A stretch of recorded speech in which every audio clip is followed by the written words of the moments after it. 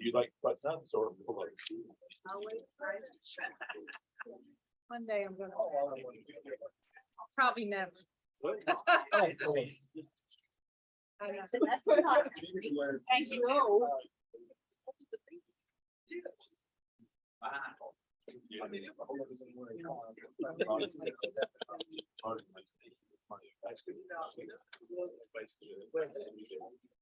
Write it right there. Thank you so much. See, the mayor stopped reading after you said it. I got it. Sorry.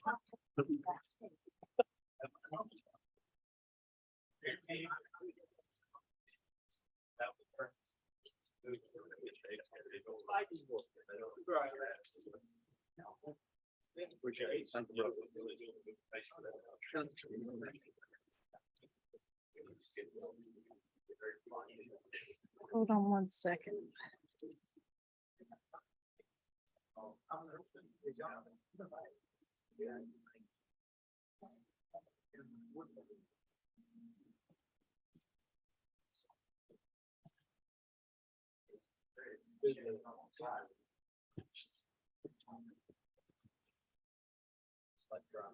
Car you got.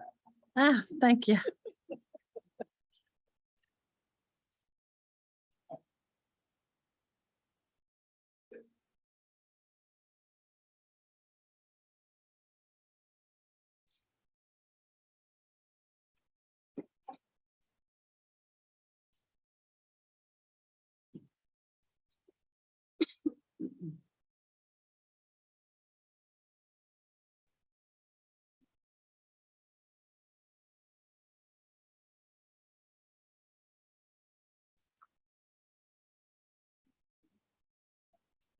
Aaron, what's the Wi-Fi that I can get on here?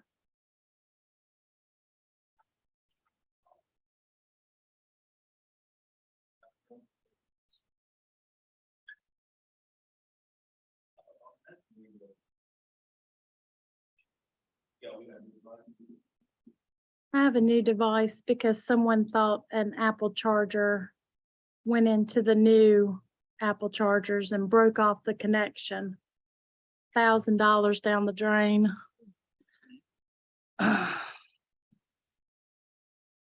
Yes, not good. Accidents happen though, right?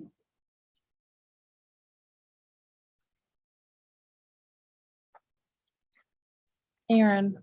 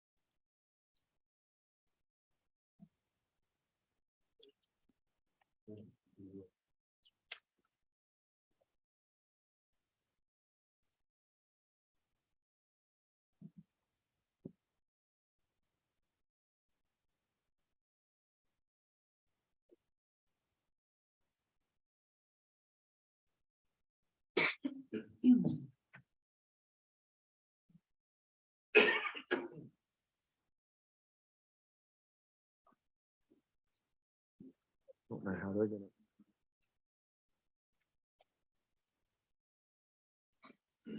Aaron, can I ask you something real quick?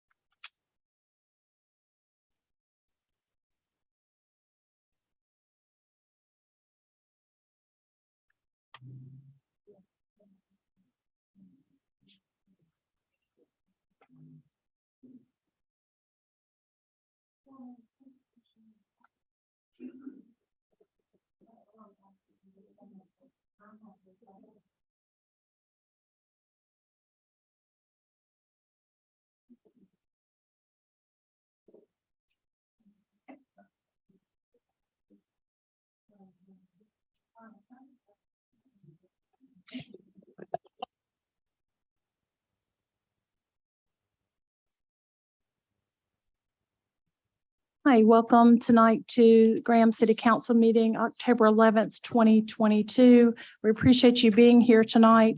I'm Jennifer Talley, the mayor of Graham. And we would like is there anyone here from any pastors in the crowd tonight? Okay. Joy, would you give our prayer, please? Our heads. Please. Lord, just thank you for bringing us all here tonight and bringing us here safe, and just be with us and give us your direction and your wisdom, because we know we can't do it on our own. And just pray that everybody makes it home safe tonight and has a good rest of the week. In Jesus' name we pray. Amen. Amen. And if you all stand for the Pledge of Allegiance. Pledge allegiance to the flag of the United States of America, and to the republic for which it stands, one nation, under God, indivisible, with liberty and justice for all.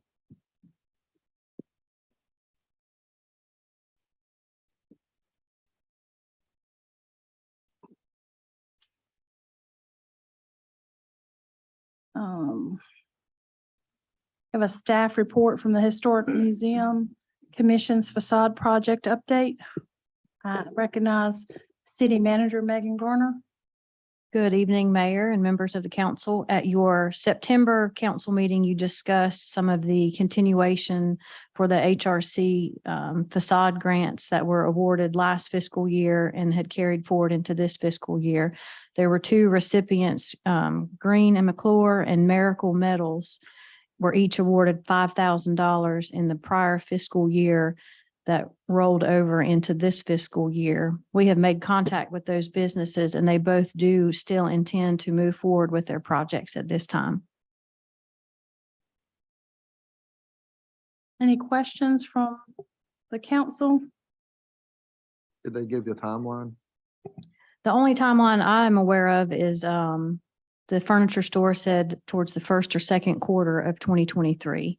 And I think Miracle Metals is just waiting on an item to arrive. It was just a supply issue. Isn't that allowing a business dragging this out? I think it was a matter of them ordering materials that weren't available. The furniture store. I don't know what the reason was. I think I thought he had a good reason. I can't remember what it is. He had two projects that were approved. One of the projects he had worked on and was able to get that one taken care of. The other one, just because he had that other project going on, it wasn't feasible at the time for him to move forward on it. So he had asked for an extension, which was granted, and that's why it carried over, and he's looking to do it first part of next year. I think in the future, we probably need to put some sort of timeline. Like if it's not done by this time, it defaults back and then you can reapply for the next year. So we don't get into this situation where stuff drags out for, in this case, years. So I agree with Joey.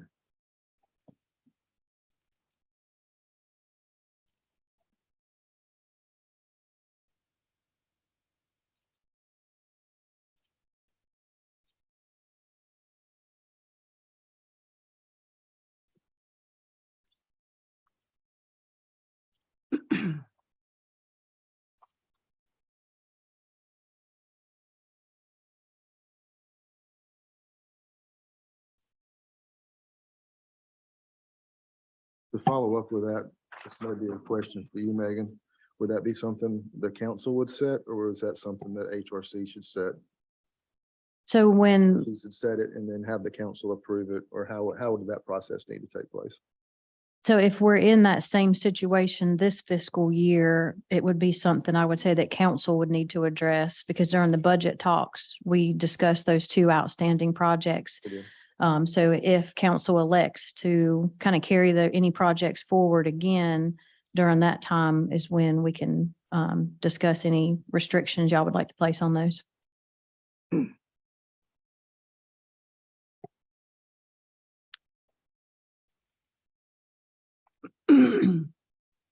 Any other questions?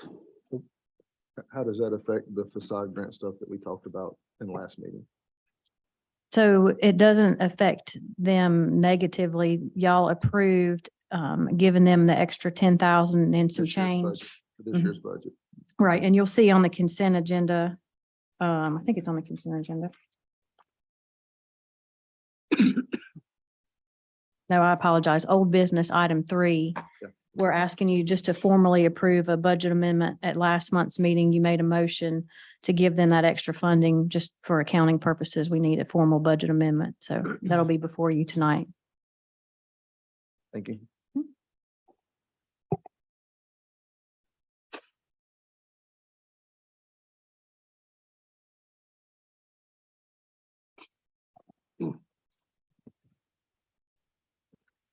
Okay, moving on, we have something that I'll ask the council, it's all right to take out of order.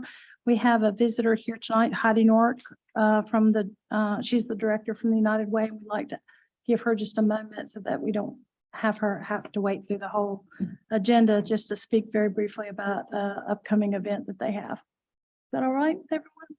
All right, okay, Heidi. We've Thank you known each so other for a much. very long time. Yeah, right. Thank you so much. I appreciate that. You're acquiescing and letting me come up. I am Heidi Norwick. I'm the president of United Way in Alamance County. And I just wanted to make you aware of an event that we have coming up on October 19th. It's a housing forum. As you all know, housing is a big issue. Affordable housing for folks is a big issue. If you're a landlord, it's a big issue. If you're in real estate and prices and mortgage rates and all of that.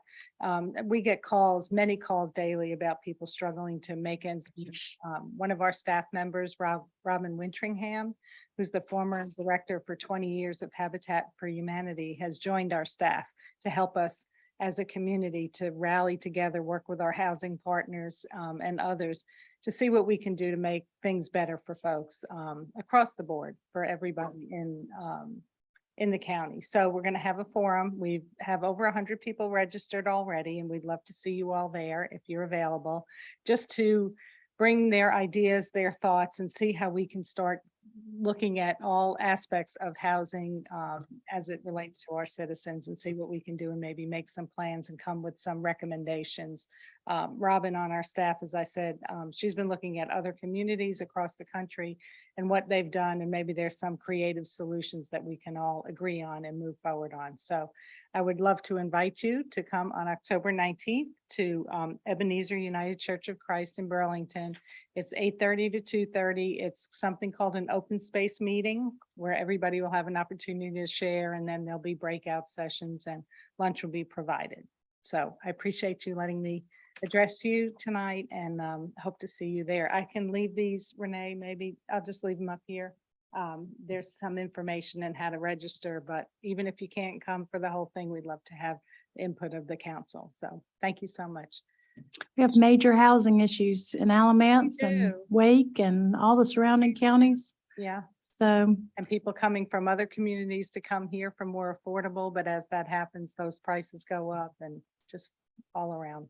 Yes, for sure. so we appreciate you doing this and We'll see taking what this we can on do. We got to start by listening to what everybody has to say and see where we can go. So thank you so much. I thank appreciate you. it.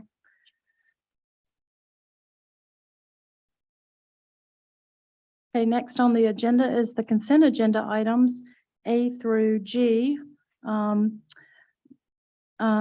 A is to approve September 13th, 2022 City Council meeting minutes and the September 27th special meeting minutes. B is to authorize the city manager and city attorney to execute the scope of services with Piedmont Triad Regional Council to update the 2035 comprehensive plan in the amount of $40,000 and to approve the associated budget amendment.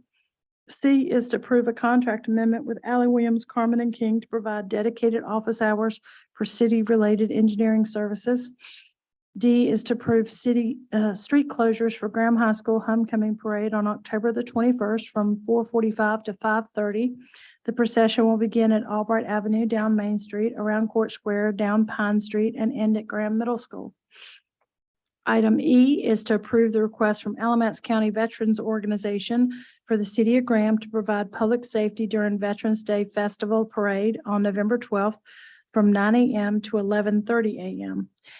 Item F is to approve a request by Alco Vets to close East Elm Street from 10 a.m. to 7 p.m. to honor veterans. Item G is to approve tax releases in the amount of $2,086.59. Is there any item on the consent agenda that a council member would like to pull out? Okay. As full disclosure, Alamance Alco Vets, my husband is a chairman on Alco Vets, and I just want to disclose that. I believe Mr. Chin as well is a member of that organization. And so is Joey, but no board members receive any financial compensation. It's a 501c3. And so I feel like I can vote on this, but I just want to disclose that. And does the council members, the remaining council members have any problems with anybody from that? No, ma'am. Okay. There's no financial benefit. So, all right. So, yes. May I just ask, F, I think needs a date. Okay. I apologize. November 12th. Yes. Sorry. November 12th.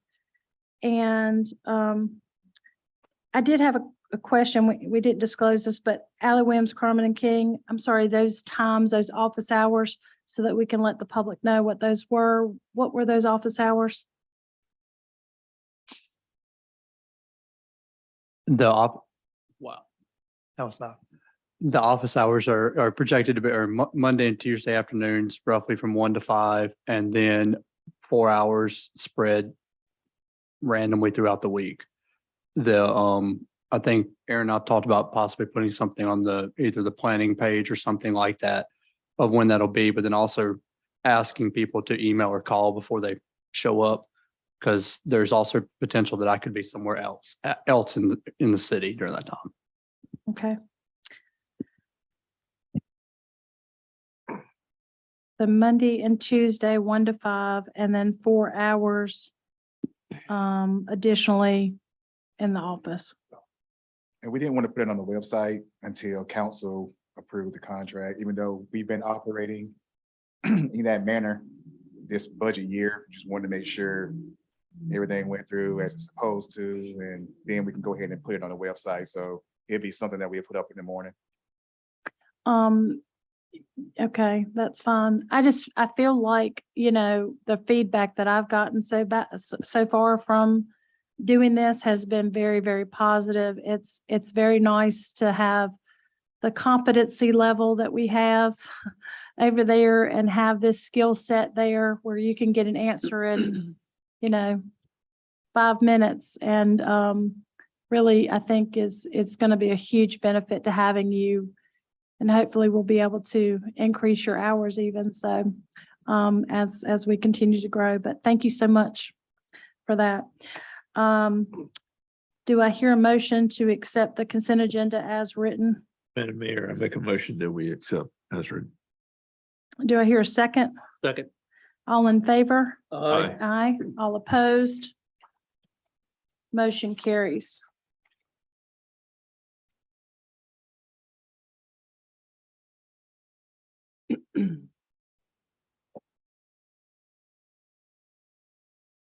Item number 1 for public hearings is the rezoning of 300 East Elm Street. I own the property located at 306 East Elm Street as a personal residence. And so I wish to recuse myself. Do I hear a motion from the board to allow my recusal? Madam Mayor, I make a motion that you be allowed to recuse yourself. Second. All in favor? Aye. All opposed? Thank you. Yeah, I'm good right here. Okay. All right. I get in that seat, you get in the hot seat right there. Okay. All right, thanks.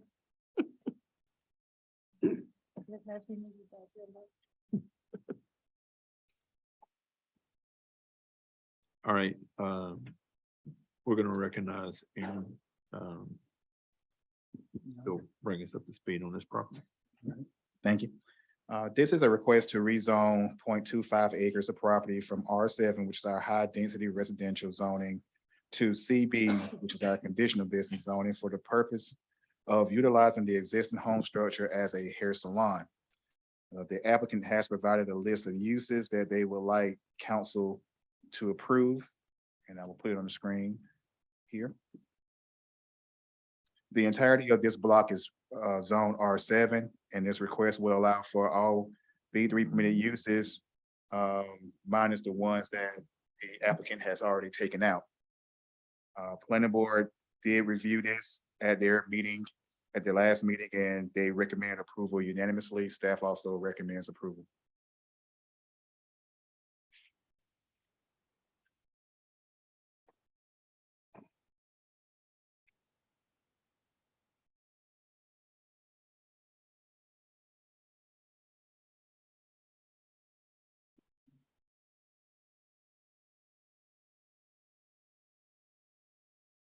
What's note 25, Aaron? What was that? Note 25.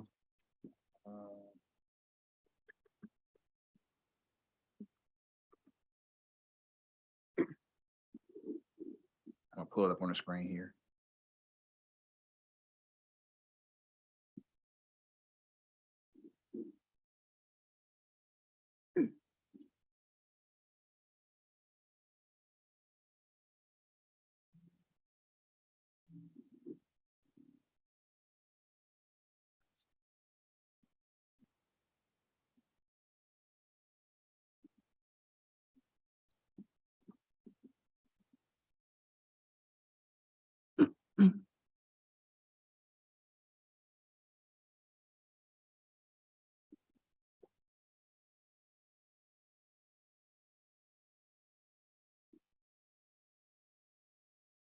What's on the table for me to use this?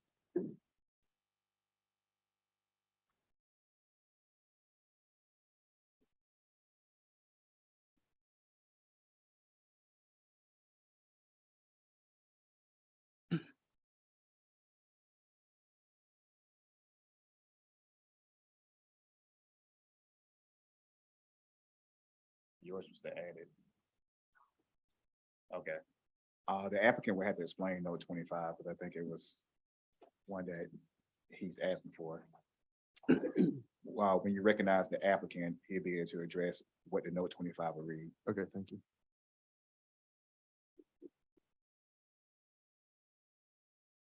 that all there? That all from you? Yes, sir. Want to open a public hearing? All right, we're gonna open the public hearing. If the applicant would step forward and state their case.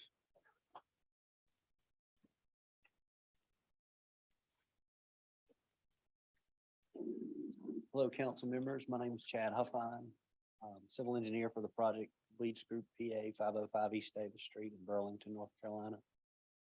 If I could directly go to Joey's question, there are 24 notes at the end of the table of permitted uses. Note number 25 pertained to a zoning case that you all heard for Miracle Metals, allowing for an arts and crafts studio. That note has not been codified into the Unified Development Ordinance yet. But what it does refer to is the availability of that use in that zoning for creating a craft out of a metal or stone or something. In the case of the petitioner's craft, it could be earrings. Thanks, Josh. It could be earrings or rings or any kind of little trinkets made of wire and jewelry and stone. So we wanted to make sure that you all were aware of that. That was discussed at length at the planning board, and that was adopted and a unanimous decision given for that. I just didn't see it in my package here, so I was wanting to make sure I had on my. I thought we had put in the ordinance that those kind of facilities could operate in the downtown district. It just hasn't been. It hasn't been printed yet. Yeah, Oh, okay. So we don't have a way to present it to the public at this right. time. Yeah, it's periodically updated and it just hadn't shown up yet. Okay. Go ahead.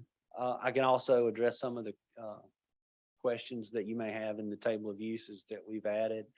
We looked specifically at limiting the activities that would occur at this property. Would it be rezoned in an effort to transition from the business district to the lower density residential districts on the periphery of downtown? So the list that you have in front of you are the items that we would like to see possibly used in this area. Currently, the proposal is for a hair salon that would also do facials. And that's primarily it. But looking forward as I guess a two-step process, one for Brooke as she matures and may want to retire. And then a second part of that would be to avoid coming back to council if a different use was necessary.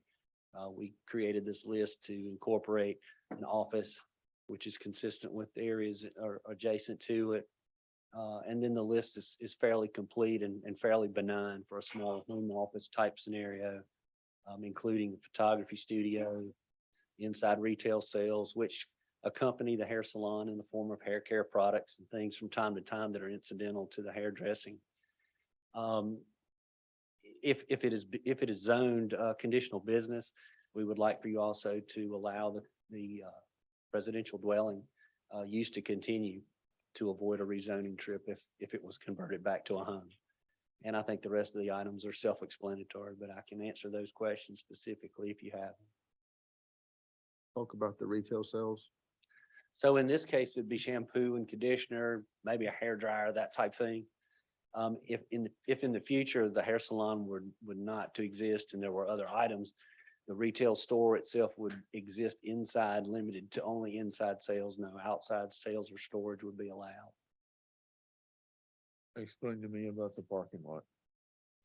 So in order to accommodate off-street parking, we propose parking to the east with an accessible parking space to the north. That matches with the number of seats that would occupy the salon. If there were 3 stylists at any one time, they would have a place to park, as would their customer.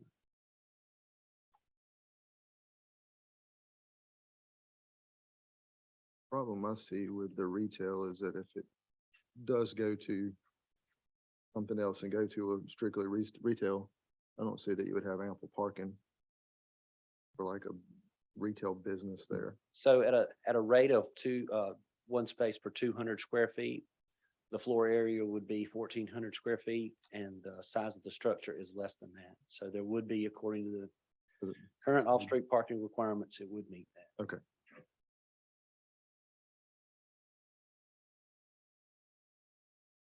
And then the other items would be office associated with the use if the hair salon did not survive or if a change was desired by the petitioner, then the office use for something similar to as being used in the vicinity would be approved as part of the conditions. We restricted that number of employees to 5 to provide for adequate parking and floor area for small office space if there were any, and also have a few spaces extra for the customer if they arrive to visit.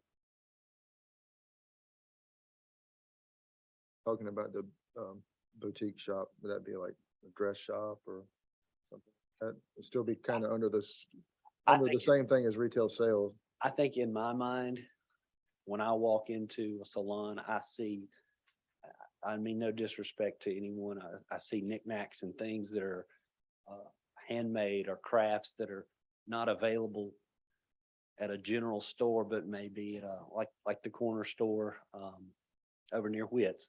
Some of the specialty items that she has, that's what I visualize when I walk in that situation. But I don't have a specific item. We could say a dress boutique like Sandy's, but I don't see that as the case here.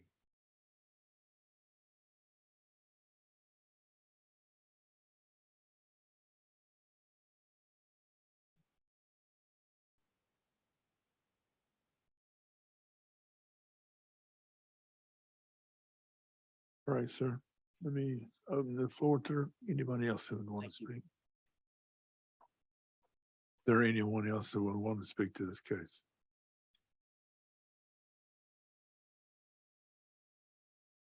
Seeing no one is stepping forward, we're going to close the public hearing. Do I have a motion to close? Mayor Pro Tem, I make a motion that we close the public hearing. Do I have a second? Second. All in favor? Aye. What is, what are your thoughts? I just had one question. I noticed you put on here the home occupation thing in case, you decide to change it back to, I guess, a residential dwelling.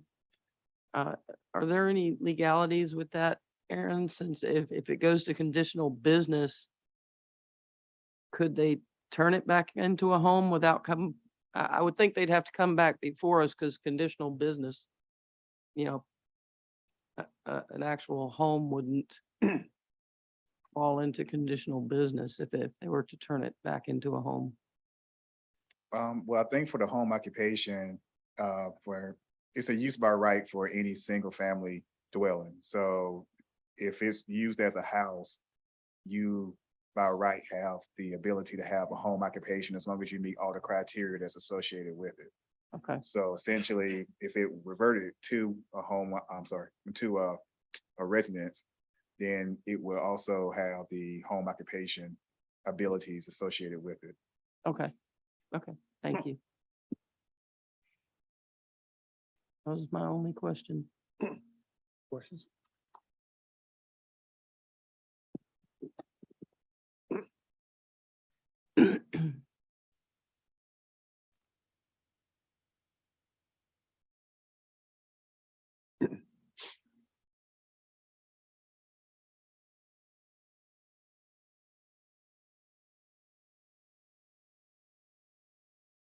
So does this go against the ordinance that this would generate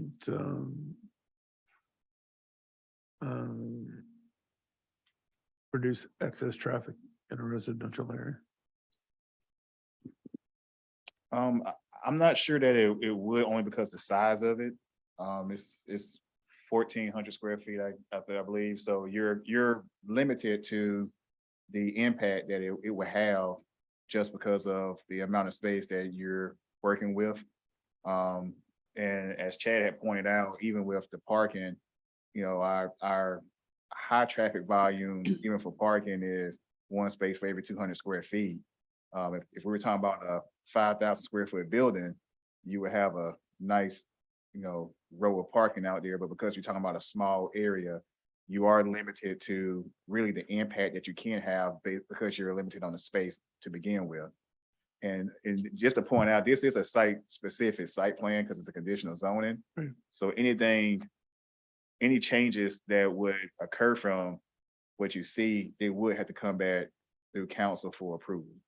I'm sorry, how many parking spaces are we talking about? I believe you have 7, if I'm not mistaken. So you're gonna have totally 6 plus a handicap spot. More than likely, but then Okay. they would have that. All right. Thad, did you want to speak? Mr. Hall, the 7th space is hidden in a shadow Oh, I see it, right? to the north of the ridge line of the existing structure. It's very difficult to see. Right. That is a handicap space with an aisle, full size, accessible to the rear of the building, and then 6 of those standard spaces to the Okay. east. I apologize for the clarity, but it is there, and you can see it on paper, and if you zoom in, you'll be able to see it as well. All right, I figured it was on right there on top where the trees were at, but I see it now. I apologize. No problem.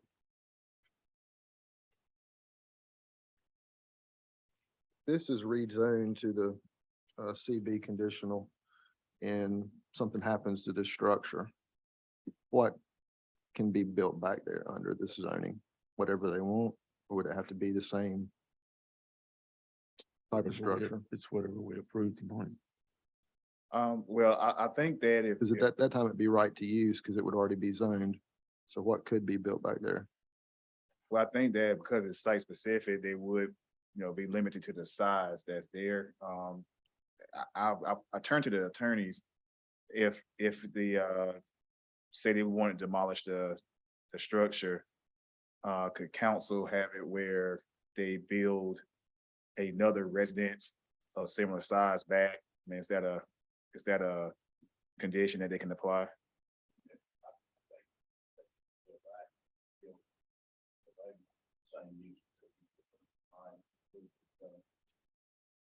I mean, I'd like for it to stay looking residential because that is a residential block there for the most part. I mean, I know there's one building that's not quite, but Yeah, I believe if you make that part of your motion as a condition.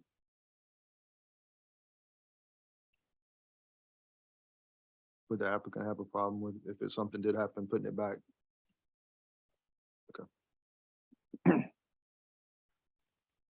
If I may, I think for clarification, were there to be an accident and there would be a complete redo, it would occupy the same shape and foundation elements that are there without a trip back to the council. If the building had to change in any configuration substantially different from that's depicted in the conditional zoning plan, then it would require a trip back to you or your predecessors or your other council members to see what changes were proposed and either approve or deny that request at that time.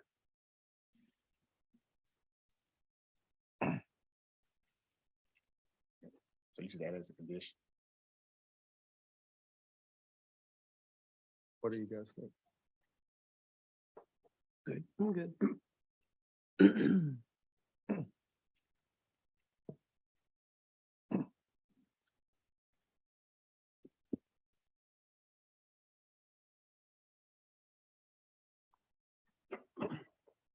The only issues I have with it is probably like the boutique and then retail and then possible school, just because the possibility of the traffic that could come in and out of there.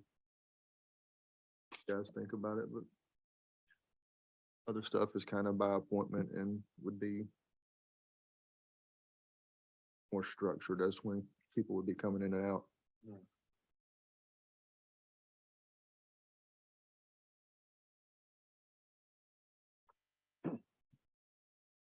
Get ready for a motion. Mayor Pro Tem, I make a motion that we approve the rezoning of 0.2 0.25 acres at 300 Elm Street, as it is consistent with the 2035 comprehensive plan, section 2.2.1, 2.3.2, along with the condition that if something were to happen to the property, that it would be rebuilt structurally the same as it is now. Madam, Councilman, I would ask that you amend your motion that we approve it as office use in a hair salon and parking, because of parking is going to be an issue. So you don't, you only want to approve it for, This approval as an office use or a hair salon or a house. If it's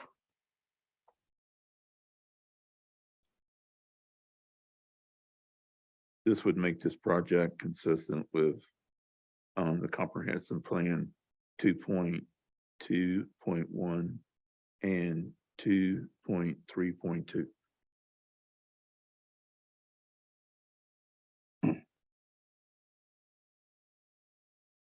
feel about that, Bobby? Well, I think it's okay.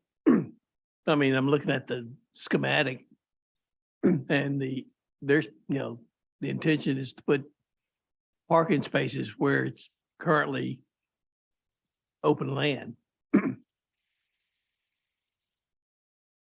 So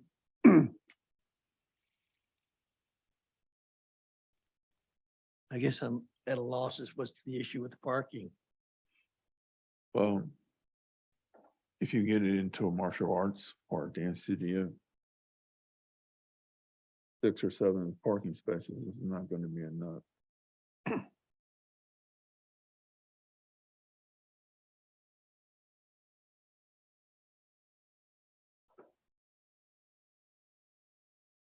Schools, retail sales.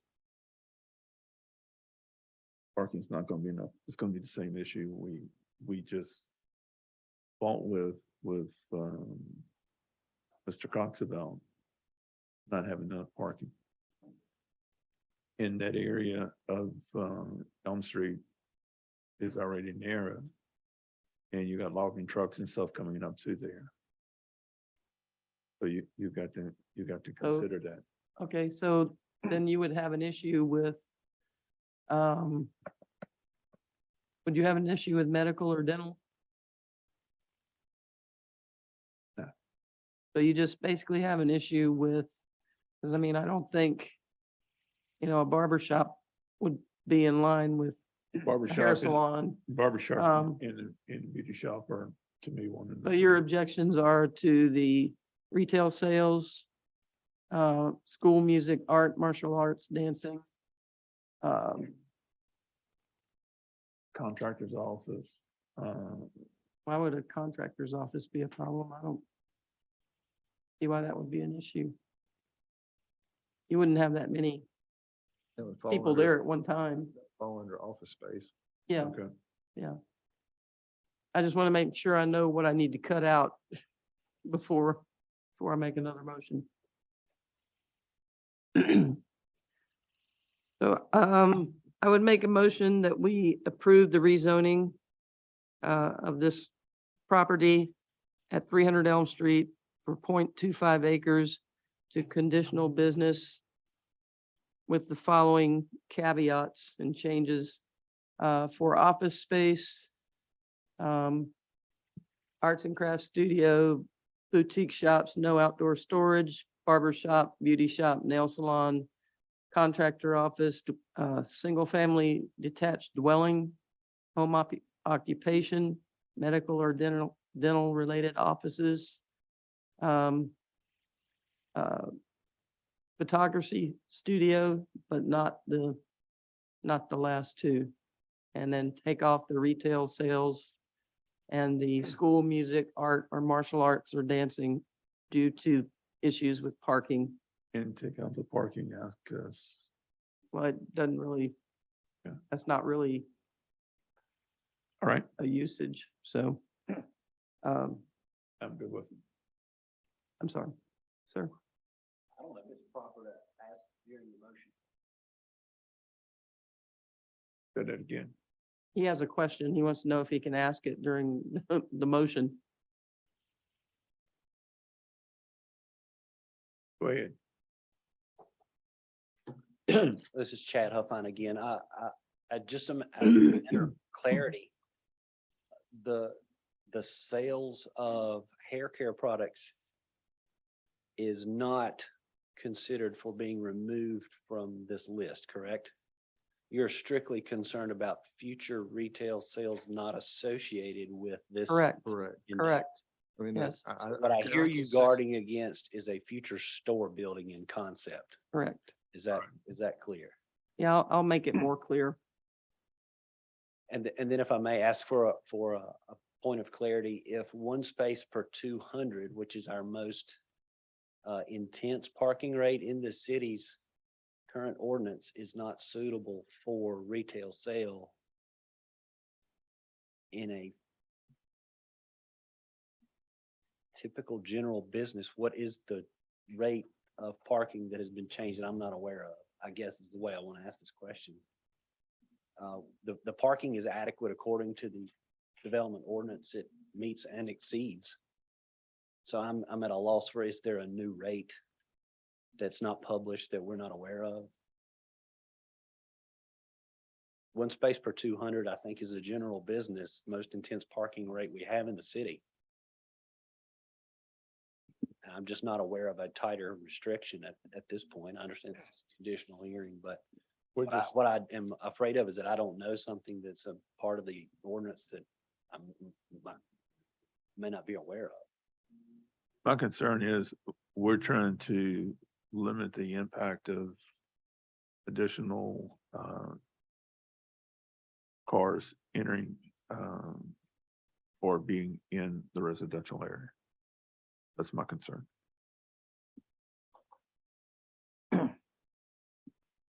Or if something happens, the building gets burned down or gets torn down. We wanted to stay in a residential condition. Right. I don't There- think, the petitioner has any question with that. As a matter of right, that would, But there are only 7 parking spaces anyway, so you can't have any more than that coming and going other than 7, right? I mean, I would not design any other site to any higher standard, especially something like this. If it were a strip center and we were asked directly by our customer to increase the parking by 10% because of past experience or an alternative traffic study, then I would certainly do that. But this was thoughtfully designed and proposed to you all and through planning and staff review at the prescribed rates by the city ordinance. So I just want to make sure we didn't miss something. I think it's the case here. All right, thank you. All right, continue with your motion. well, I personally don't have any issues with any of these, so I'm just gonna go back to my original motion to approve it. The rezoning to conditional rezone because it is consistent with 2.2.1 and 2.3.2 for 0.25 acres at 300 Elm Street. For the what's proposed on here. Would we allow one of the neighbors to speak? Okay. Done. Yeah, I've closed it. unless Yeah. you- You're willing to reopen the public hearing? Or Is there someone from the neighborhood?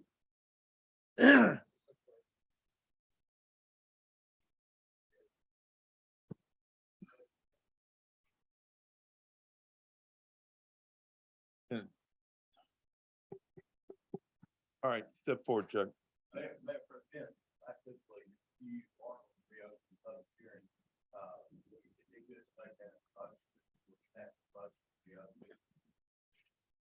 Will entertain a motion to reopen. the public hearing? Mayor Pro Tem, I make a motion that we reopen the hearing to a public hearing. All in favor? Aye. Aye. Second.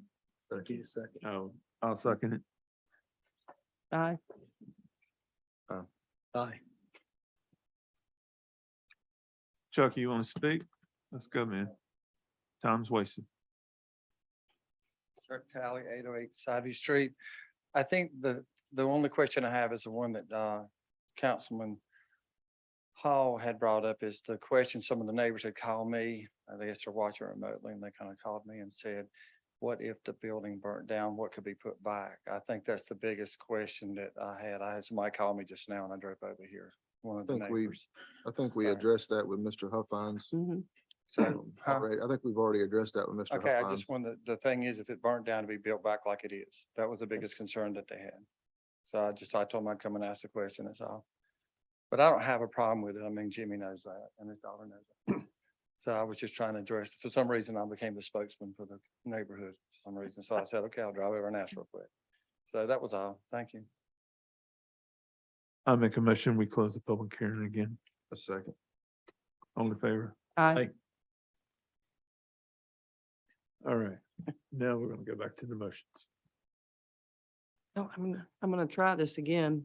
Mayor Pro Tem, I make a motion that we approve the rezoning of 300 Elm Street, 2.25 acres to conditional business as it is consistent with the 2035 comprehensive plan 2.2.1, 2.3.2, with the caveat that if the building were to be damaged or burned down, it would be built back the same as it is now.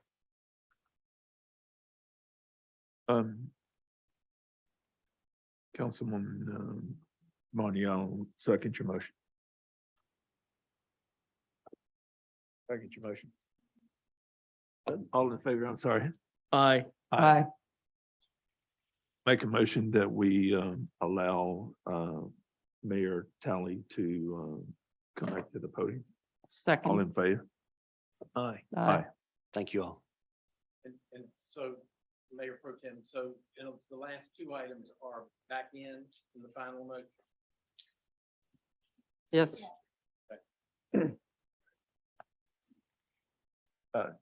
Chad, can you, Can you- Mr. Huffines, check. Did you have a question? no, I was Never mind, I'm sorry. Tried though, right? back in the driver's seat, boss. Okay. Item 2.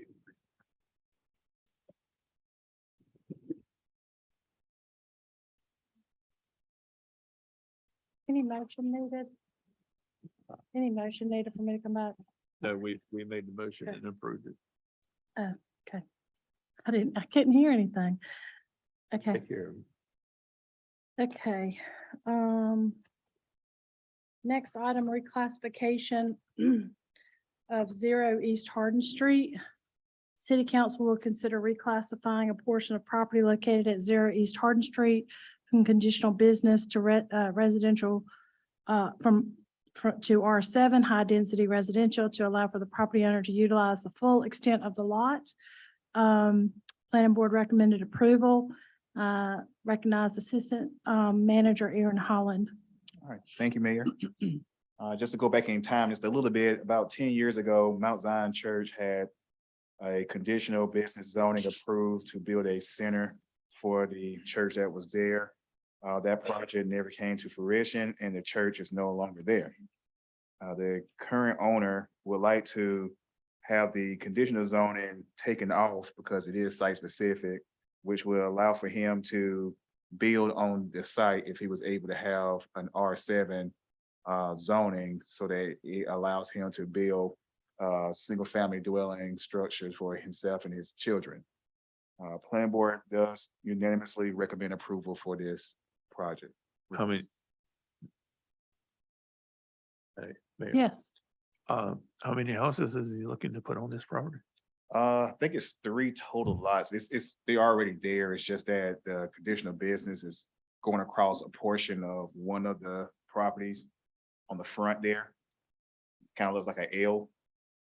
And then it kind of goes on, the GIS is a little off, but it's over 2 different properties. So once he's able to have that removed, it allows him to basically build something that is more in line with the R7 that is surrounding him versus the conditional business, which is for the church. And I believe the church had burnt down and it's no longer there. Isn't he wanting to put a driveway there, driveway entrance? That's Is DOT okay with doing that in that particular area for a curb cut? Conversations with DOT, but obviously they would have to make sure everything is good on that for them to be able to move forward. I just know people fly It's Yeah, in that area. Yeah, it's a Oh. tight curve right there. it's an interesting spot, yeah. Yeah, I mean, he needs to make sure that it's gonna be all right with DOT before he proceeds, obviously. Absolutely. Need a motion to, open the public hearing. Madam Mayor, make a motion that we open public hearing, please. Is there anyone here tonight to speak on this issue? 0 East Hardin Street? Property owner, was he supposed to be here tonight? No, he had spoke with staff about this project and because the conditional zoning timeframe has way exceeded the timeframe that you basically hold that property to that. Mhm. It was asked if the planning board would look at reverting it to a more suitable zoning, and that's how the process began. So no, the applicant, the homeowner is not here. Madam Mayor, can you just define or have the staff define a little more precisely where this is? From the map, I can't tell. That's So the is where it says CB there, it'll be the whole parcel, not any portion of that parcel, but that entire parcel that's labeled CB, C-B. Oh, yeah, B3 is where the gas station is there. What's the name of that gas station there? And then up from that is the laundromat. correct, yeah. Elm Street comes back this way at the top. So the laundromat's like right there where his cursor. Yeah, down Stack, here, right. Across the street is the big mill. So there used to be a church, Mount Zion Church there up on the hill, and it burned down several years ago. And he owns the land back in there, and I think he's already built, has he built all 3? I know he's built 2 for the houses there. Has he built the 3rd one?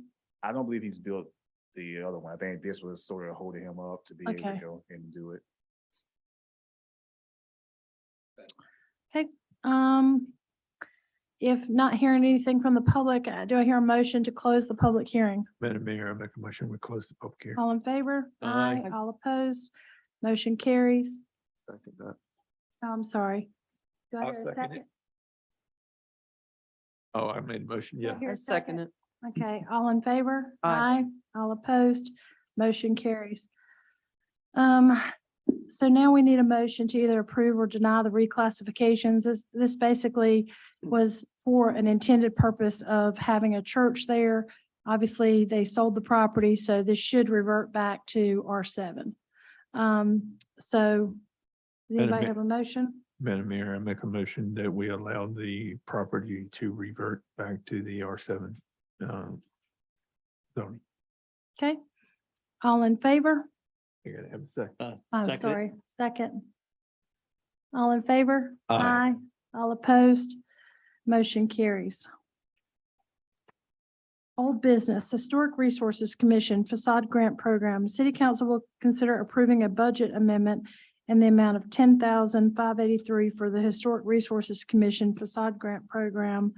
Again, on this particular item, I recused myself last time as having a family member.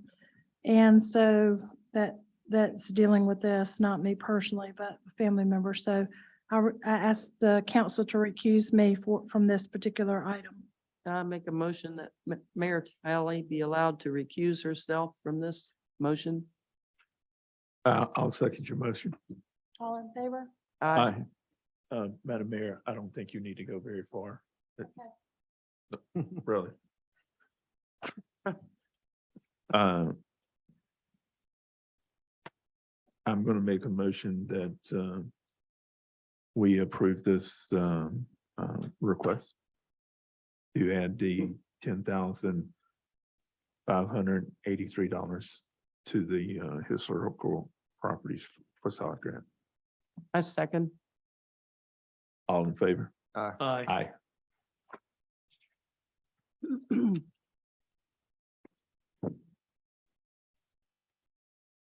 Next item on the agenda is, We need to make a motion to bring you back. sorry, I make a motion. can't that- hear anything out there. I thought maybe you did, I sorry. make a motion that we bring the mayor back. A second. All in favor? Aye. Aye. Okay, new business. The ordinance amendment for Chapter 12, Article 3, height of grass. City Council will consider an amendment in Chapter 12, Article 3 to reduce the allowable height of grass, weeds, noxious vegetation from 18-inch to 12-inch. And I recognize Aaron Holland. Thank you, Mayor. This one is pretty straightforward. You pretty much covered it with the intro there. Mayor Pro Tem Hall had submitted an application to have council consider a reduction of the threshold from 18 inches to 12 inches. What you have before you is the code, the amended code to read for that purpose.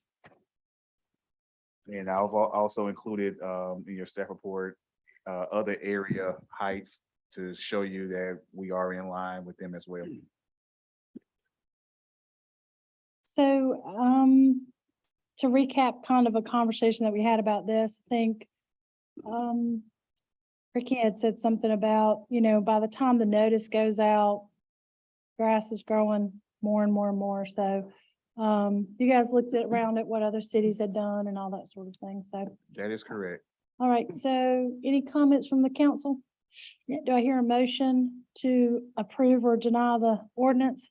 Madam Mayor, I make a motion that we approve an ordinance amendment to Chapter 12, Article 3 of the Code of Ordinances to amend the regulations and requirements to reduce the allowable height of grass, weeds, and noxious vegetation from 18 inches to 12 inches. Do I hear a second? Second. All in favor? Aye. Aye. All opposed, motion carries. Number 5, ARPA fund request, recreation, boat ramp renovations. City Council will consider the American Rescue Plan Act funds in the amount of $195,000 for the Grand Mebane Lake Boat Ramps renovation project. I recognize Megan Garner. It's a big ticket item. This is a big ticket item. This was one of the items council discussed in the preliminary ARPA discussions Mhm. was some renovations to the Grand Mebane Lake, and a lot of focus was on the much needed improvement for the boat ramps that are out there. So our rec staff and our lake staff worked with the State Wildlife Commission on securing these estimates to repair that area out there. If approved, the lake would be closed in late 2023 into early 2024 for the renovations that could take 3 to 4 months. Well, 20 years ago, these things needed to be, because I was on the council back then, and we've never, I guess, had the money or the grants available to be able to get this done, and getting the ARPA funds, I think, is a really good opportunity, in my opinion, to do this project. It encourages what the ARPA funds were originally intended for, which is for people to get out and enjoy outdoor recreation. I think our Grand Mebane Lake is so popular, and I think it'll be even more popular. And plus, this reduces a real significant, in my mind, a real liability. Because man, it drops off. It really drops off. I mean, you're not gonna be able to pull a vehicle back out of there. So if it's gone, it's gone. So any other comments from the council? Um, is Mebane gonna help any with this, or is this our part, or are they gonna pitch So in? this is budgeted for our part. I'm not sure how much discussion Rec has had with Mebane regarding their portion of the improvements. But if it were less, then we would just not spend the full amount and then go back to council to essentially unencumber the portion that Mebane was participating in. But it would, the funds wouldn't be used for any other purpose. It would just for that boat ramp. They cannot be used for any other purpose. That's correct. And Mebane, I believe our arrangement is that we do split 50-50 with them. So, you know, please report back and let us know. Absolutely. But they benefit from that lake as well as we do for recreation. So I think it's a good deal for Mebane and for Graham. All right, I make a motion, we approve the ARPA funds in the amount of 195 for the Graham Mebane Lake Boat Ramp renovation project. Do I hear a second? I second your motion, Mayor. All in favor? Aye. All opposed? Motion carries. Is there anyone on the public comment list out there? And that date is a year out. Yeah, it would be calendar year 2023. And I will say that, the pontoon boat, thing that, I think I suggested that back when I found out that we had a pontoon boat. I think it has been sold out like every single time they've done the announcements. I think they're gonna be doing, pontoon boat sunset cruises and things like that, for the month of October and part of November. Yeah, I know they have a fall plan for those So- boat tours. Anybody that's interested in taking a cruise on the lake, that will be available. So hopefully that will continue to, encourage people to use the lake as well.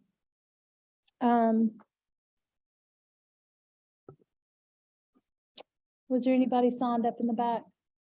I'm not signed up, but I'd like to have a word. Please do, sir. Jennifer, I've been living here in Dallas County. all Sir, my life. sir, you got to come to the podium. I've been here all my life. Can you state your name and your address first? Bill Light, 132 Windsor Drive, Graham. Get that, I'm sorry. Hyatt, spelled AYDT. There's not many of us around, and not in this county. But you're talking about renovation, and I fish that lake anywhere from 2 to 5 times a week. It's getting dangerous. It's low now, which I'm sure y'all are aware of. But it's dangerous now to put your boat in because we got so many rock about big as softballs around the boat ramp. You know, when it got down about 5 feet, when they was working on the dam before, it was several props tore up, and we talking about a $750 item. Yeah, So I'd like to see if it gets that low again, just stop fishing till it comes back up. But our problem down here is we finally got an extra boat ramp next to the boathouse, which is low water, you can't even get the boat out of the boathouse. So we're filling in down there big time. And if you hadn't been in any of the creeks that we've been in 2 or 3 years ago, we could get up them. I've got a 21-foot boat. We could get up in those creeks. But now you liable to be 70, 80, 100 yards from where you used to be 3 years ago. That's how it's filling in at the creeks. And we got about 5 creeks, I think, feeder creeks down there. But during a storm, when us guys come in, and most of us, a lot of us be fishing by ourselves, you want to get off the water quick as you can. We don't have enough boat docks in order to park a boat comfortably without tearing the side of it up. We need stuff, what we got down there now, we need cushion on the ramps.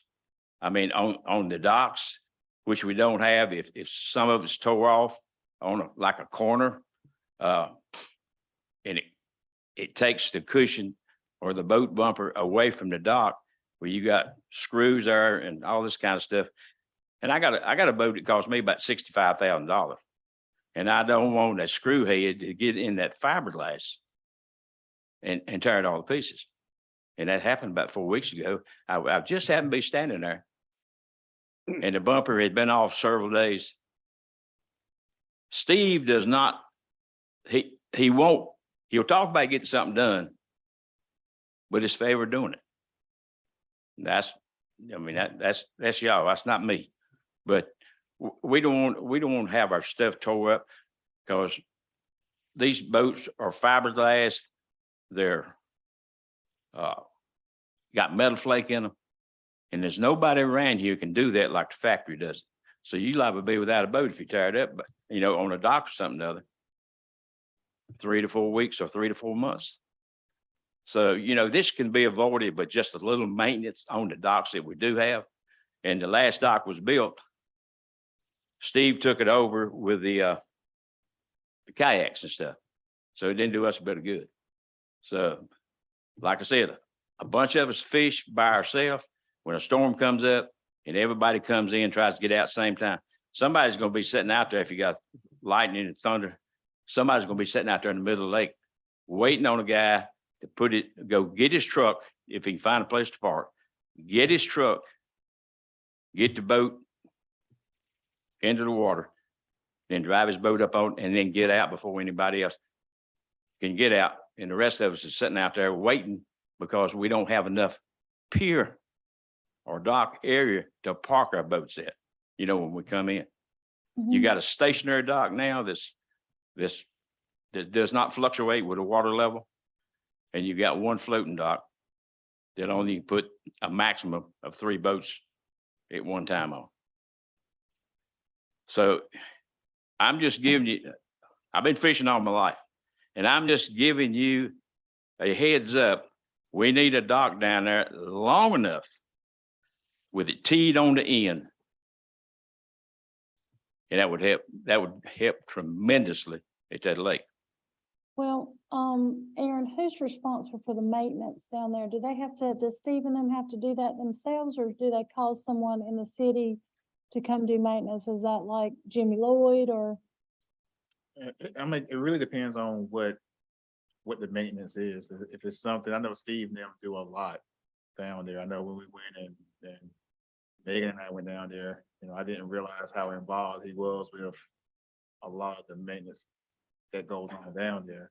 I think they're aware of a lot of what's being discussed. I mean, a lot of it does default to funding. If it's not budgeted, then it's, these are humongous items that you have to pay for. If I'm hearing correctly, I guess we're being asked to consider doing something with docks with funding that we have. Well, I heard what you said about how long it's going to be before this can go into effect. Those docks down there now, they need to be replaced now. But anyway, you need to be able to get somebody down there that knows what they're doing about what kind of padding to put on the side. When a boat comes in, his boat's not sitting there rubbing up against nails and what have you in that dock where somebody has tore something off. I mean, we got people down there that run slap over the dock. I'm talking to actually hit it hard enough to knock something off like they do. And there's no sense when that happens. I just had him to put one on Roger the other day, and I told him he didn't even know it was knocked off. It'd been knocked off for about 2 weeks. He said, "Well, we got some over here in the storage building." I said, "Well, go down there and put it on." So this is the minor thing. I don't think you have to have a work order to do something like it. It's just like picking up the book and ordering the stuff, and it's not that large an item to do. But I mean, we can definitely check with Brian and, have the staff look into it. I'm not familiar with. I do think though that when you guys start planning the boat ramp with who did you say it was, Megan?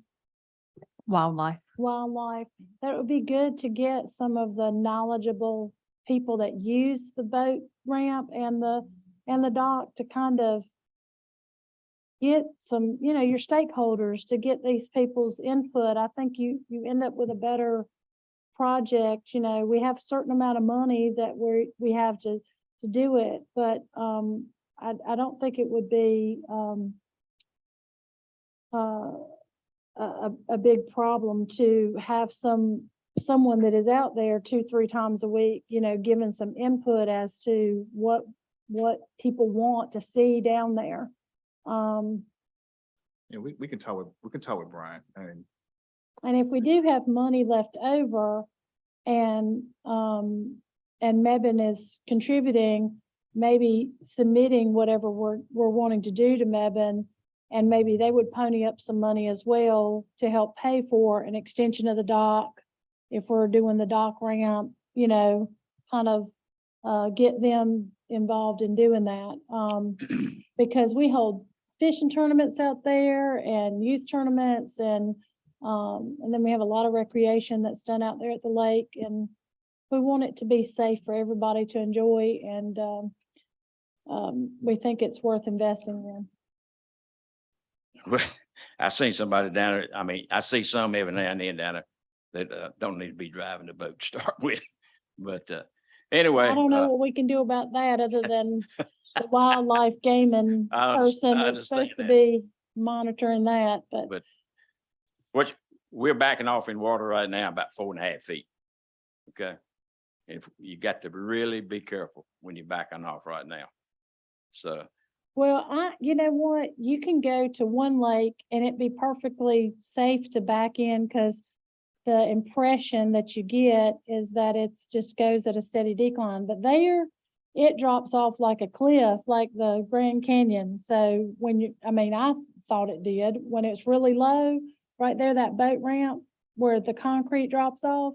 when Jennifer, when Jerry Watkins was there, you remember, Uh-huh. recall, Jerry had those ramps redone, because when the lake was built, they were built for John boats and everything, and it was at a sharper angle. Yeah, Okay, now with these 17-foot boats, 18, 19, 21-foot boats, it takes more to get it off the trailer. So what I'm saying is, what you got down there now is fine as long as the water is at full pool. Okay. And when you back off the ramp, your water is sitting in less than 5 foot of water. It's filling in basically. I mean, I don't know how far you've been up Quaker Creek, up to Evan Rogers Road. I can't get up there on the bridge no more because it's silting in so fast. It's unreal. So, it's not only for my safety, it is for everybody else's too. well, see, that's very dangerous too, Jimmy, Guthrie's son died that way, standing up in the boat. Well, that's true No. too, but nobody should, the bridge I'm talking about, Evan Rogers Road, there ain't nobody should be Does it have standing up. signage or anything in that? Do what? Does it have signage there that you shouldn't be going up under it? Well, I don't know whether there's any up there now. I don't think so. Used to be a buoy just before going under the bridge where the old bridge come out. Mm-hmm. But it's getting so shallow up there. A kayak can make it no problem, But and I would assume now that the city and Mebane, when they got ready to do something with the ramps and everything, and the pier, the boat dock, I would assume they would get in touch with Corps engineers. Somebody knows how to do something. No, And I know they say the wall's washing out under it, but I don't think that would bother them anyway. They can pole that thing but I'm not the engineer, so. But I heard this morning that she was going to have this meeting and I decided to come up. And I'm speaking for the rest of the guys at the lake too. So as far as I'm concerned, if you want to keep a good lake, good safe lake, good fishing lake, recreation, you better listen to the fishermen. I agree with you. I agree with you. That's all I got to say, other And maybe when y'all have your planning meeting, you can maybe get Steve to we could have a public meeting and have some of the fishermen come out and they could see kind of what was being proposed and get their feedback on it so that you can be involved in the process.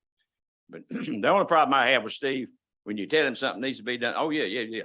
And, I'm gonna give you one interest. I asked him to take a no parking sign. You're familiar how, from the lower part of the parking lot, and you go up the ramp to the upper part, you know what I'm talking? Yeah. You got 4 no parking signs there. Well, those signs, you just will pull them up, because some people just pull right up there and they start unloading their stuff, and then when they get out, they park the same place, and they'll put your stuff back in the boat, and everybody's either waiting to get in, you know, they're blocking the way. But Brian was down there one day, and I just happened to walk in by the time he did. I've been knowing Brian since he's about this high, you know, and so I have asked Steve for a year and a half to remove the Thirst no parking sign going up that ramp. Because when you come out of the parking area there, you got five slits there. If you turn hard to the right to back in to get your boat and everything straightened up, that first sign right there is that close to the road. And I've come so close to it, I thought I'd hit it, you know, and you're watching your rearview mirrors to back, get your boat straight, the trailer and everything. So, I look up and there's that sign right there, probably within an inch or two of the fender. I said, if you'll just pull that one sign up, that's a safety. It would be a safety because nobody would tear their equipment up and nobody stops for the 3s left anyway. So, and when Brian was down there that day, I'm gonna tell this. I said, "Are you Steve's boss?" He said, "She is." I said, "I reckon I am." I said, "Well, how about telling him to go down there and pull that sign up?" That first sign, I asked him about 2 years to go, pull up. And I said, if you can't get it out, I said, I got a chain and, you know, and I got a truck. I'll have it out in about 15 minutes. 3 days, it was gone. But that was a safety feature, keeping anybody else raking their right front fender on the truck, trying to get their boat. You know, they can't see 2 ways at the same time. But anyway, not fussing, just a complaint. And I think if you can get together, I think it'd be a fine thing to do, really do. And just make it easier on everybody and safer. If we can get that longer dock with a T on the end of it, I know you've seen them at bigger lakes and stuff like that. It would be a whole lot safer. Well, earlier in the year, in the fiscal budget, we did include renovations there of the building there, which are, I think were 50-some thousand. Yeah, it was 50,000. A lot of that will be spent on the public restroom area that's at the backside of that marina building. Cricket removal.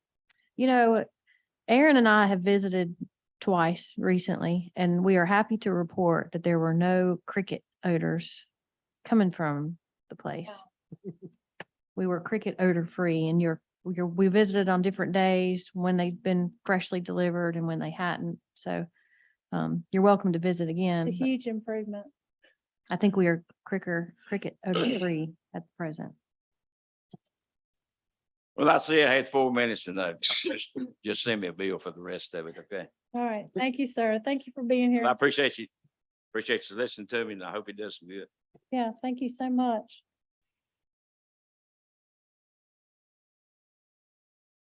So I want to take a minute just to announce some of the events that we have going on before anybody else leaves, but we do have People, oh, I didn't think that, I thought that was it. Sorry. he signed up. No. No, Mhm. it's not it wasn't a vote.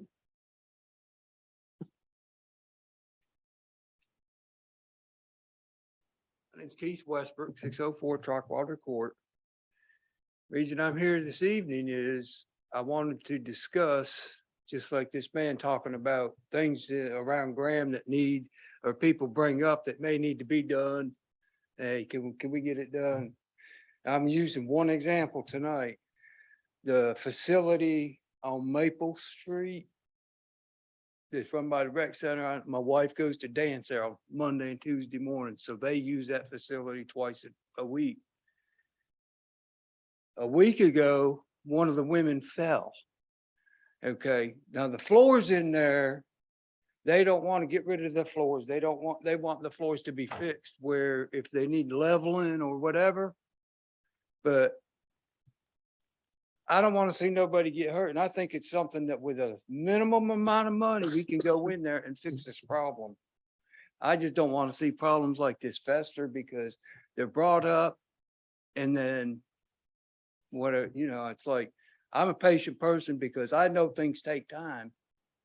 But there's some things that we don't have time to wait on because we're waiting for somebody to get hurt. That's all I have. Okay, thank you. Megan, will you check with Graham, Rec about that? And then, the concert this weekend, at the amphitheater will be a car show at 4 p.m. and then Megan Doss will be there at 7 p.m. There's a Jeepers Creepers event, which is a trunk or treat, in downtown Graham. That's, going to be around Court Square on the southwest corner. At the downtown Grand Pumpkin Bash, the Grand Pumpkin Bash will have a couple of haunted trains,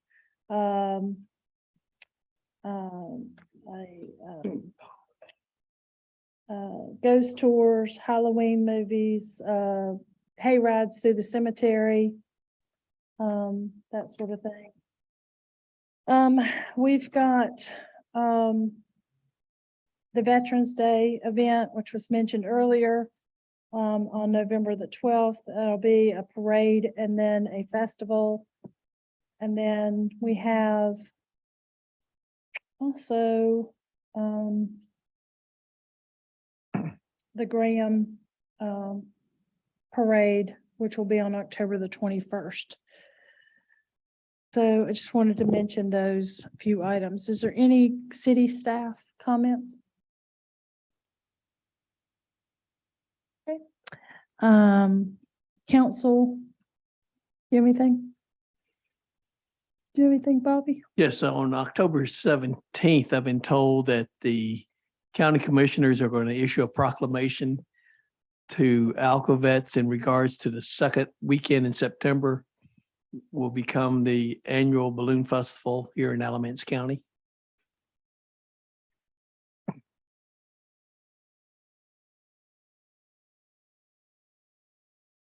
Congratulations on that.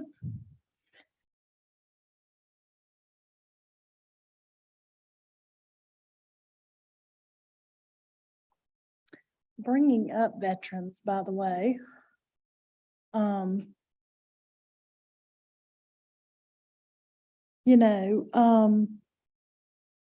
I just want to say that, and I guess I want the council to resoundingly agree that us having two veterans on the board, I felt comfortable commenting on this, saying that I was speaking for the board, that we 100%, 150% support the veteran services that put on the Veterans Day Parade, and that we want our public law enforcement to help coordinate and help them in any way that they need in order to block streets and make that event safe for the general public that wants to attend, and do so at the knowing what all veterans have really given. I mean, you guys have given so much, and you're the first people that are called during disasters. National Guard gets called out, and I mean, Florida has seen how important you guys are to them. And I just feel like, you know, it needs to be said that this council 100% supports veterans. We believe our community supports veterans. And if to this year and going forward, we want to be a part of that event and to help in any way that we can. Is that something that this council feels 100% consensus on? You got my vote on that one. I absolutely do, 100%. ma'am. Bobby, you as well, right? Absolutely. Thank you so much. In regards to, the parking meter reading, you say that that is being advertised, is that, because I don't see it on the website. Yes, I was told last week that we are currently accepting applications for that position. Can we make sure it gets on the website? Okay. No, the Parking enforcement. parking enforcement, Oh, it's not they're a, gonna start that again. It's not a Okay. meter maid. yeah. What they call her, don't they call, I mean, I think that's an old term. Yeah, meter that's maid. not the term that's in our pay plan, but essentially, It's probably no longer PC. Well, regardless, we have a lot of downtown businesses that are complaining about that. People parking all day in the 2-hour parking spots and, people are getting upset about it. So, I told them that we're working on getting that, but then I guess they went on the website and they didn't see where it was advertised, so I got another phone call. Can we please make sure that's shared on social media and everything? We need to get somebody, maybe get somebody that joins Graham Walks, you know, for the fall to say, hey, we can pay you to do that every day. We just need you to go out there every day and walk and give out tickets. And this could be a good thing. we'll probably have an influx of applications. I hope so. Do. Also, I would like to ask the council's support in directing staff to look at the sign ordinance. Again, 20 years has passed and I just cannot, the number of complaints that we've gotten through the years about the sign ordinance being so outdated and not really, it just hasn't kept up with the times. And it, it's so interesting to me because I remember even 20 some years ago, council members, when I was not on the council, but council members saying, well, none of us agree with this. And I said, well, you make the rules. So, I mean, if none of you agree with it, then we need to take the time to rewrite the ordinance so that it meets today's standards and has kept up with, signage as it's developed today. And, I think, I talked to Aaron about this, before bringing it up tonight before the council, but, I think staff 100% agrees that for years it's been needing to be updated. So, I guess I'd ask, do we have a consensus or is there any problem with us having staff look at that? I concur.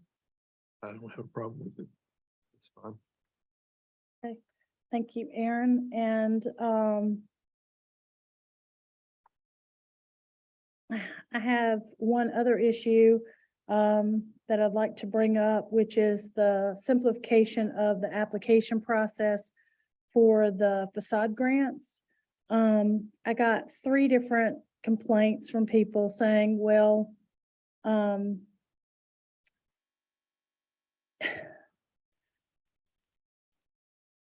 they don't, it's almost like you have to fill the application out. They don't understand. They're a business owner, but they don't understand, like there's a lot of things that the facade grant is it seems to be very complicated for them, or they don't understand. I want us to possibly look, maybe have the HRC and the Appearance Board look at what they can do to simplify that application. Because I have several people that, has said they didn't want to apply for it because they weren't sure if they could do everything that was on the application, or really understand the application to be able to complete it. And I think that, it was even confusing to board members that they were not sure about the technical things that really inspections does. And so they're trying to look at like measurements and all this sort of stuff. And I'm like, why do you feel that? And it's the way the wording, I think, of the applications is that they feel like they have to get design plans or an engineered drawings to get a sign approved. And I just don't know, the sign ordinance is such that as long as it's within, as long as it meets that, that's something that inspections does, and inspection's not going to give a sign permit unless that's approved. And the board that is appointed, they should be looking at things aesthetically, and letting the staff that's trained in what's an approved sign and what's not an approved sign as far as measurements and like one of the issues was that one of the applicants had come to the meeting to get approved, and she didn't know that it had to be 50 feet away from another projecting sign. She didn't know that. So she could have changed where it was located, but she didn't know that, and it wasn't anywhere on the application. So, but she couldn't change it in the meeting. So, those kind of things are things that I think that we just need to kind of work on how to make it so that the applicants don't feel discouraged from applying. No, we're speaking about the COAs. COAs, the grants. Everything involved. I got you. Yeah, it was, and I can give you a ton of stories, but like when Tasty Bakery was open, that, he came to the city and he went into the planning department and he applied for a certificate of appropriateness. And when he left, he thought he was approved. He went out and purchased the furniture and set the furniture out. And then they said, oh no, you have to go before HRC. He's like, well, nobody told me that, but now they could deny him and he's already bought the furniture. See, I think sometimes, and it's not staff's fault necessarily, it's not the applicant's fault, but I just think that the staff has a lot of knowledge that a general business owner out here doesn't necessarily have. And so then there's this impression that they're not complying with something, but I don't think it's intentional that they're not complying. I just think they don't know. So, they're not going to read through an ordinance, and we need to be, I guess, more helpful with either helping them fill out the application or encouraging them to do that. Even the lady that, the very nice lady that had the awning that was damaged. She wanted to do the facade grant, but she didn't feel like she understood. I think the application was sent to her several times, but she didn't feel confident that she could complete that process without some assistance from either staff or. Yeah, we could take a look at the application, see if we can maybe streamline it a little bit better. And I think also the issue of what's considered a major versus a minor COA also hangs up some of the process as well. That Some- needs to be yeah. defined a little better because it's confusing. Yeah, we could definitely take a look at that and work with the board to create a more efficient process. And then the last thing that I have is about I think I had asked about the possibility of what we could do regarding I've got just numerous complaints about the aggressive panhandling that's going on downtown. I've experienced it myself and, several of they had to call, the police just yesterday. It's much more prevalent and really happening on a daily basis now than it ever has in the past. And, it's become very aggressive. And Bonnie, I think I already know how you feel about aggressive sales. And, so, that happening in her neighborhood. And I mean, I just think it's very intimidating, especially to some of our older, residents and some, the female residents that feel uncomfortable when someone is, they won't take no for an answer kind of thing.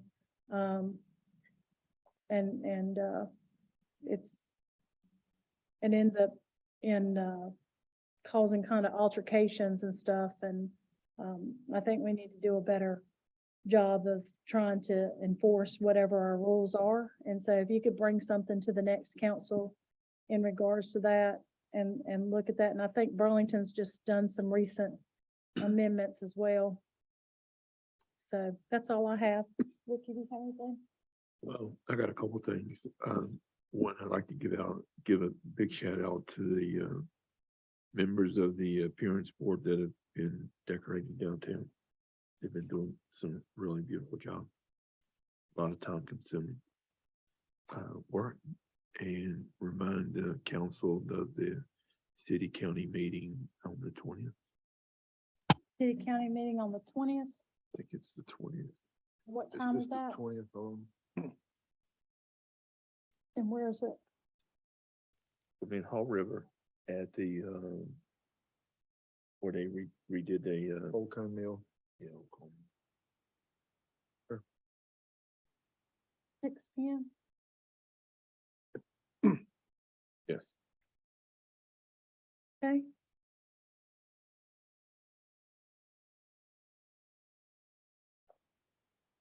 That's it. Joy, do you have anything? Yeah, ma'am.